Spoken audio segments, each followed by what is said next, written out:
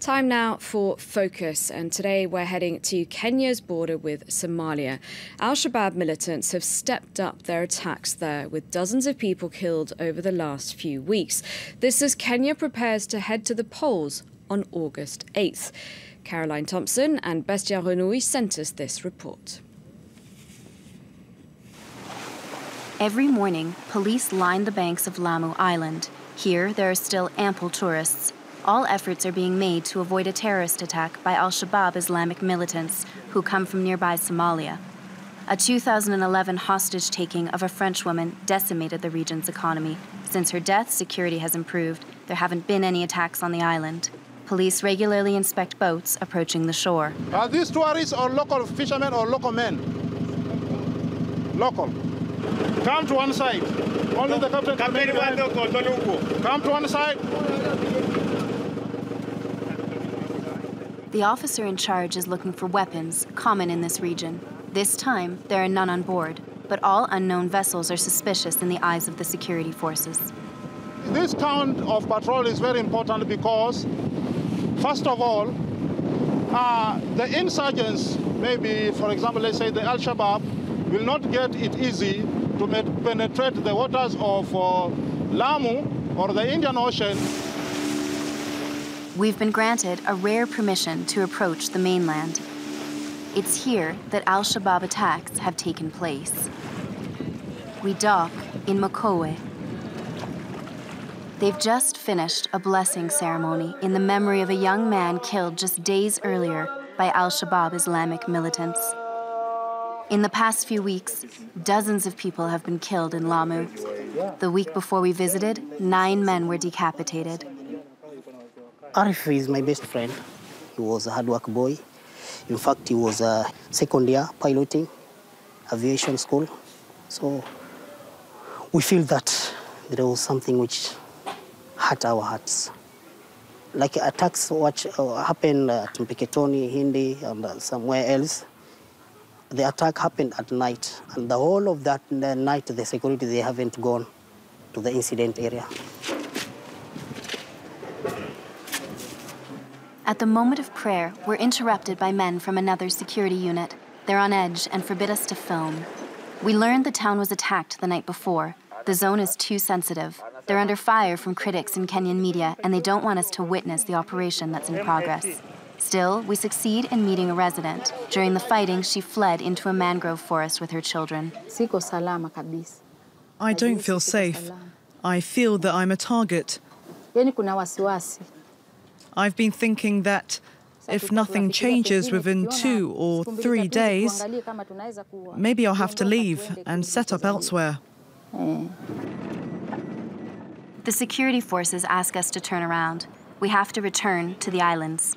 During the general election on August 8th, this highly disputed region could just as easily be taken by the party in power as the opposition. The government can't show any weakness.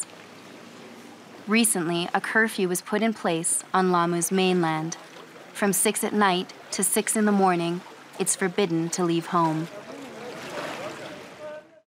For officials close to the presidential party, these attacks have one goal: destabilize the elections. They say the people most affected are those loyal to the government. It's possible that some politicians might draw them to drive their political agenda. There are some youths from the coastal region, known to some of these politicians, who might want to use the same youth to cause some mayhem in some areas which are not their stronghold. Despite the rumors and what some call attempts at intimidation, campaigns are running full force across the country. But the Al-Shabaab attacks could have a real impact on the election. With the insecurity, numerous voting stations may have to shut down on the day. These past weeks, Kenya's president has hardened his tone and his promises to stop the terrorists. But for this expert, that attitude shows the president's lack of strategy. It's understandable for Kenyatta to come out clearly and say, you know, I'm going to be tough, I'm going to do this and that.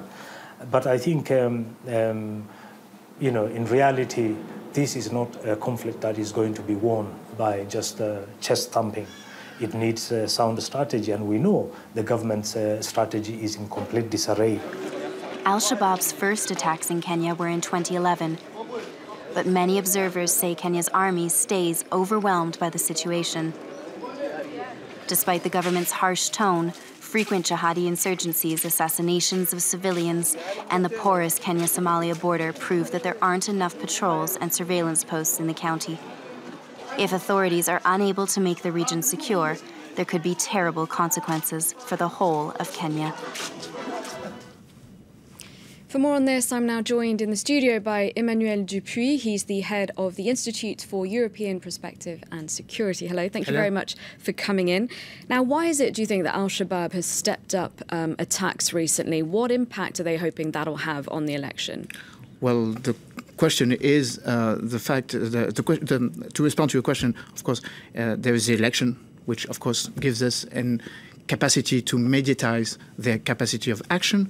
There has been the increase in the attacks during the last 3 months, but it is not only in Kenya, it is in Somalia. For example, during the year 2016, there's been an increase in the civilian casualties on behalf of IEDs, improvised explosive device, 110% more casualties. The Ramadan month in Mogadishu was very harsh, it occurred a lot of attacks during that period. And of course, Al-Shabaab, which is diverse, it's not only in Somalia, it is acting in Uganda, it is acting in Kenya. There has been attacks in the past. September 2010 in Kampala, 70 people killed. Of course, we have all in mind the huge attack in September 2013 in Westgate in Nairobi. And as your reportage mentions it, frequent attacks on the border because there is the affiliates of Al-Qaeda, Haman movement and Al-Ijra movement who are present in Kenya. The elections offer a sort of capacity to show that the Al-Shabaab are still strong, and that on the contrary of what President Kenyatta thinks and President Kenyatta wants, which is an increase in the military capability, it is not only a military solution. The researcher mentioned the fact that there is a core difference between the new Somali president on behalf of a very new approach concerning Al-Shabaab, saying that we must engage more, have an outreach policy in regards to the clans, in regards to the local authorities, and to defeat Al-Shabaab as for any other terrorist organization. It's not only a military, synthetical dimension. So just to elaborate on that, once the results are in, whoever comes out on top, what should they be focusing on, the winner of Kenya's election, to rid the country of Al-Shabaab? Well, there is a core difference between Kenyatta and his principal opponent, Odinga. President Kenyatta wants to maintain the 4,600, more or less 5,000 Kenyan military in the AMISOM operation, which will last till 2020. Odinga says, and it is very popular, that it's useless that the Kenyans participate to the AMISOM, and one of his main focus points, and allowing him to have a very popular vote, is to say that there has been too many casualties. So Al-Shabaab is putting pressure on the election because one of the candidates who may win this election, in regards to his popularity in some areas, Lamu district is one of them, says that the Kenyans must not continue in this path. So it's a very important issue on behalf of the electoral process. And it's a security issue, but also an economic one because the tourism industry is impacted. Well, the Al-Shabaab are have two targets, tourists and the military. Why the military? Because they are engaged in the AMISOM operation. So one of the targets is easily defendable, the military, because they are engaging in transnational operation. The IGAD, which is the Intergovernmental Development Organization, gathering all of the countries, has had a significant program in regards to training against IED, transnational analysts to focus on the sociology of the terrorists, a huge amount of bilateral cooperation with Turkey, with the United States, with Great Britain, with Israel, but that does not provide sufficient security and a perspective to defeat on the long term this organization.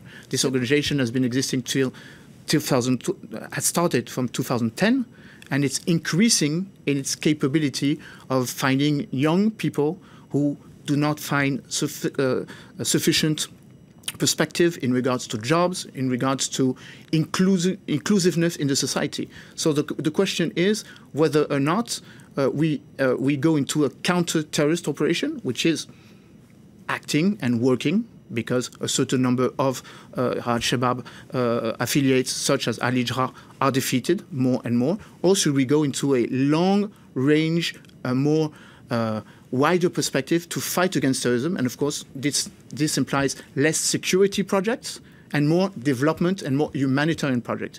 And this is a core difference between the two candidates. Okay, so some short-term solutions and longer ones. All right, thank you very much indeed, Emmanuel Dupuy, for coming in for today's focus, for your analysis and your time.